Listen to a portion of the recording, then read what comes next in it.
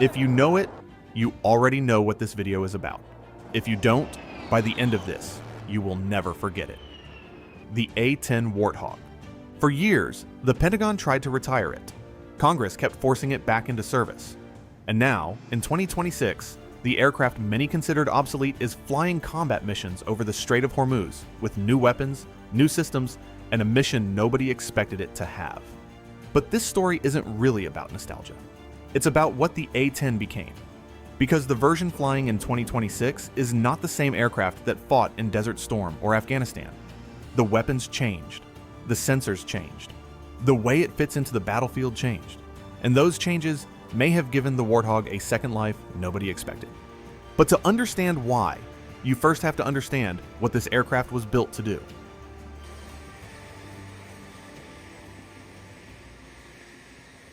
The original design brief was simple and brutal. Build a jet that can kill Soviet tanks in Europe and survive long enough to do it again. So Fairchild Republic's engineers did something unusual. They didn't start with the airframe, they started with the gun.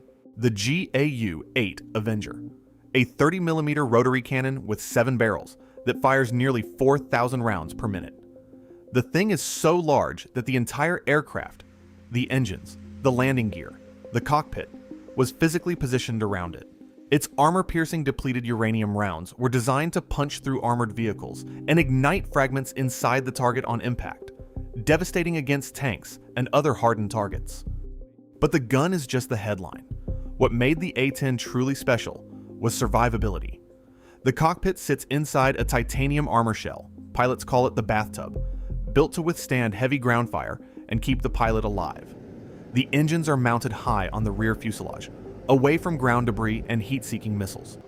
The hydraulic systems are fully redundant. If both fail, the pilot can still fly the aircraft manually. It can take damage that would cripple most aircraft and still limp home on one engine. Even if the landing gear fails, its wheels are designed to stay partially exposed, so the aircraft can belly land on a damaged runway or road and still slide to a controlled stop. That's not an accident. That's a philosophy. The A-10 was built around a simple idea: bring the pilot home no matter what. And that philosophy is exactly why, after 15 years of retirement attempts, the people who actually call for air support from the ground never stopped asking for it. Here's the thing about the retirement debate that most people miss. The Air Force wasn't wrong. Their argument was legitimate. The A-10 flies low and slow in an era where modern air defense systems heavily favor stealth, speed, and standoff strike capability. Every dollar spent keeping the Warthog flying was a dollar not spent on the F-35, the F-15EX, or the B-21. The average airframe was more than 40 years old. Parts were getting harder to find. And the Air Force's plan to shift close air support toward the F-35 wasn't irrational. It's a highly capable aircraft with advanced sensors and precision weapons. But that's where the debate became more complicated. The people coordinating air support from the ground kept coming back to the Warthog.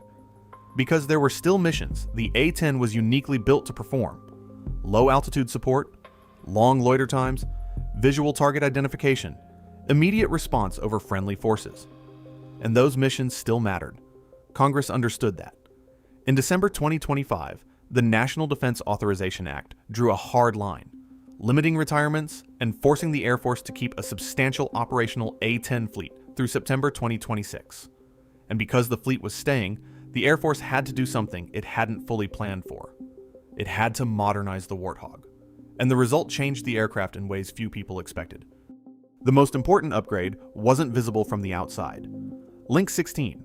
The A-10C was already far more connected than many people realized thanks to earlier digital upgrades and the SADL tactical data link system.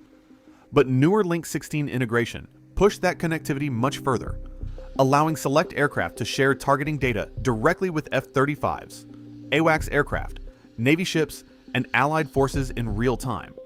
Pilots could now receive a far more complete picture of the battlefield from multiple platforms simultaneously. That changed the role of the aircraft. The Warthog was no longer just a low-altitude attack jet operating near the front line. It was becoming part of a much larger, networked system built around shared targeting, real-time coordination, and shared battlefield awareness. And it didn't stop there. The cockpit had already been modernized with digital displays, updated communication systems, and advanced targeting pods like Lightning and Sniper XR, giving pilots the ability to identify and engage targets at night through smoke, dust, and bad weather, with a level of precision unimaginable during the aircraft's early years. But the most unexpected evolution came from a relatively simple weapon: the Advanced Precision Kill Weapon System, a laser-guided guidance kit that converts standard Hydra 70 rockets into precision-guided munitions, accurate to within a few meters, far cheaper than traditional air-to-air missiles, around $30,000 per shot instead of hundreds of thousands, or more. And eventually, someone asked a different question: what if you used it against drones? The answer became Falco, Fixed-Wing Air-Launched Counter-Unmanned Aerial Systems Ordnance, a modified APKWS guidance package adapted for air-to-air intercepts against slow-moving targets like Shahed drones. For the first time, the A-10 could perform a mission few people associated with the aircraft at all: low-cost counter-drone warfare. And that mattered, because by the mid-2020s, the economics of modern warfare were starting to shift. Iran and its proxies were launching large numbers of cheap drones, while the United States and its allies were burning through expensive interceptors faster than industry could replace them. In that environment, an aircraft capable of loitering for hours and engaging targets with relatively inexpensive guided rockets stopped looking obsolete. It started looking useful again. In October 2025, an A-10C named Ares returned from a CENTCOM deployment with 2 Shahed drone kill markings painted below the cockpit. The upgraded Warthog had already gone to war, and the real test was still coming. February 28, 2026, Operation Epic Fury. The United States launches a campaign against Iran's missile infrastructure, naval forces, and coastal defense networks. The Strait of Hormuz, through which roughly 20% of the world's oil supply passes, is nearly shut to tanker traffic overnight. Fuel prices spike across the globe. The Air Force's retirement deadline for the A-10 was supposed to arrive at the end of the fiscal year. Instead, Warthogs were deployed within 48 hours of the opening strikes. Here's how the operation worked. B-2 Spirits and F-35s went first, stealth aircraft striking hardened and heavily defended targets deep inside Iran. Once those air defenses were degraded, the A-10 moved into the battle space. Iran's strategy relied heavily on swarms, fast attack boats armed with rockets and short-range missiles, Shahed drones launched in waves, and proxy militia forces operating across Iraq and Syria. These were exactly the kinds of missions where the A-10's strengths became difficult to replace. It flew low, it moved slower, it loitered. That gave pilots time to visually identify targets, separate hostile craft from civilian traffic, and engage with either the cannon or precision-guided rockets. And its constant presence overhead forced Iranian fast attack craft to stay dispersed and concealed, disrupting coordinated swarming attacks before they could fully form. By April 2026, the Pentagon had seen enough. The A-10 force in theater doubled, 18 additional aircraft joining roughly a dozen already operating in the region, 30 Warthogs, a major operational commitment for a platform that had been headed toward retirement only months earlier. And then an F-15E went down inside Iran. A combat search and rescue mission launched immediately. A-10s flew directly into the fight to provide cover. What the chairman of the Joint Chiefs later described as violently suppressing and engaging the enemy in a close-in gunfight to keep Iranian forces away from the downed crew. One A-10 took a hit. The pilot knew the aircraft would never make it home. He crossed into Kuwaiti airspace and ejected. He survived. The aircraft did not. The platform many considered too vulnerable for modern combat had absorbed enemy fire, completed the mission, and brought its pilot home. On April 20th, 2026, Secretary of the Air Force Troy Mike posted 4 words: "We will extend the A-10." Defense Secretary Pete Hegseth answered with 4 of his own: "Long live the Warthog."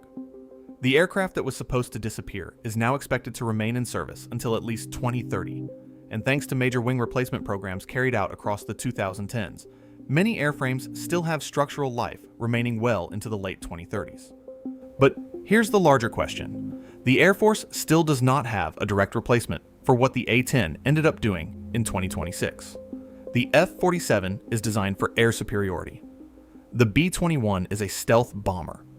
Neither was built to loiter for hours over crowded shipping lanes, visually identify small attack craft mixed with civilian traffic, and engage drones with relatively inexpensive guided rockets. That mission, persistent, low altitude, high endurance, cost-conscious battlefield presence, still has no purpose-built successor. The A-10 didn't just survive 2026. It exposed a capability gap American air power still hasn't fully solved. For now, the Warthog has survived the argument. But the argument isn't over. If you enjoyed this video, please consider subscribing. Thank you for watching.